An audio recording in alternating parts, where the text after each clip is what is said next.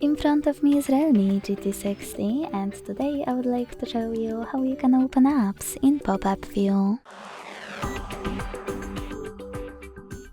All you need to do is launch an app that you wish to use in this view and open it in the background. Then use those three dots at the top right corner and select floating window. Now click on this tiny one. As you can see, now I can use my app in this little window. To move it around, hold it and grab it to move it. If you wish to resize it, hold one of its corners and drag it. To use it in full screen view, click at the top right corner.